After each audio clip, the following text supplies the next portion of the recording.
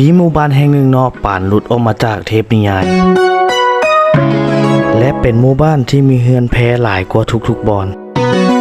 และเป็นหมู่บ้านที่ไปยากในอดีตต้องนั่งรถเท่านั้นถึงจะไปได้และคนส่วนใหญ่ที่มาที่นี่ก็ต้องการพักผ่อนและรีกิจกรรมของตัวเองสถานที่แห่งนี้ก็คือเมืองเฟืองสปป.ลาวทุกคน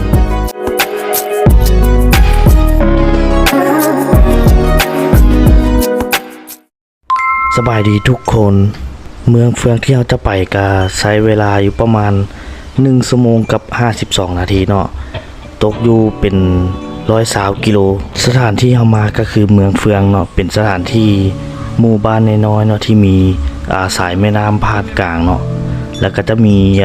ธุรกิจที่เขาเจ้าเฮ็ดก็คือเฮือนแพให้คนมาเที่ยวชมเนาะพักเซาหิวใจเวลาเข้าไปเที่ยวเป็นอย่างเนาะสถานที่ก็จุดเด่นๆของเมืองเฟืองก็คือมีแม่น้ำแล้วก็ภูเขาอ้อมรอบซึ่งจุดที่ค่อยเดินทางนั่นก็คือจากนครหลวงเวียงจันทร์ไปหาเมืองเฟือง